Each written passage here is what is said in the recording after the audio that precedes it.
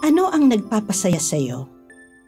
Magandang unang araw ng Sabado, ngayong buwan ng Mayo, mga kapanalig. Buwan na iniaalay natin sa pamimintuho kay Inang Maria.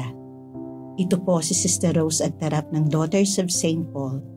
Tayo na't pagnilayan ang mabuting balita ngayon.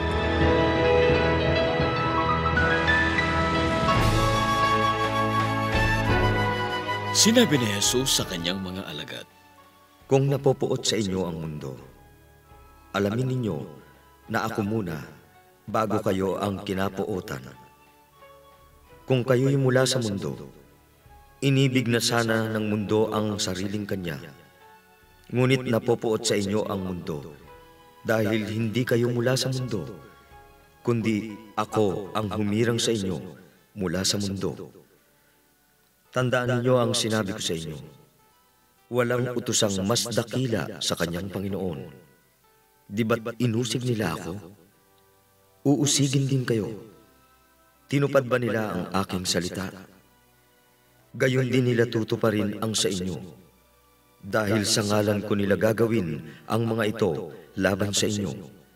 Sapagkat hindi nila nakikilala ang nagpadala sa akin."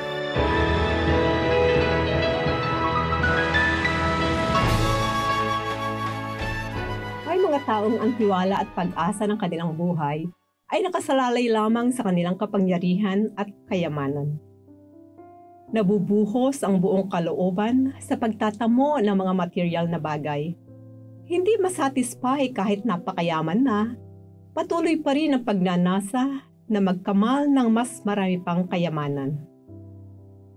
Ang mga material na bagay ba, kapangyarihan at katanyagan ay makapagbibigay ng kaligayahan sa atin? Siguro marami sa atin na ang isasagot ay oo. Pero anong klaseng kaligayahan? Panandalian lamang. Dahil ang mga ito ay ang kaligayahang ibinibigay ng mundo. Hindi nakaugat sa pag-ibig na nagmumula sa Diyos. Ang sabi nga ni Jesus, mabuting balita na narinig natin, "Kung tayo'y taga-sanlibutan, mamahalin nito tayo." Kapanalig, napakalaking temptation talaga na ilaan natin ang ating buong puso at kalooban sa materialistic pursuits. To the point na nakalimutan na natin kung bakit narito tayo sa mundong ibabaw. Ani Jesus, kundi tayo taga-sanlibutan, kapopuotan nito tayo.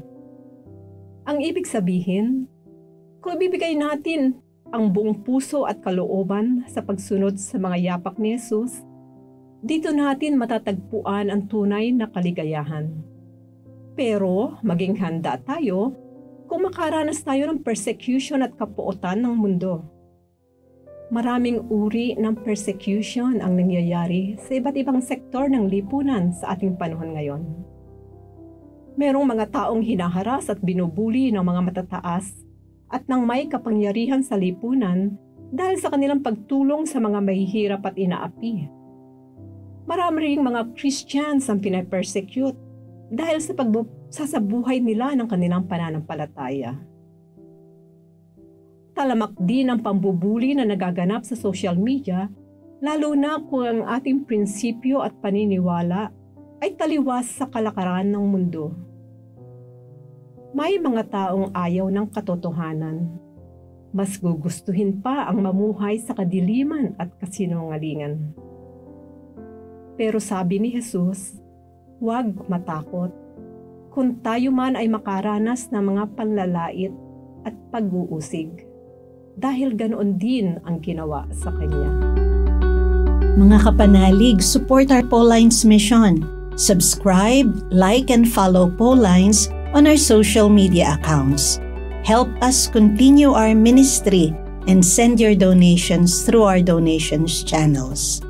Send us your prayers and intentions and be assured na kasama po kayo sa aming panalangin sa araw-araw. Ito pong muli si Sister Rose ng Daughters of St. Paul na nagpapasalamat at nagpapaalala ng sinabi ni Mother Teresa ng Calcutta.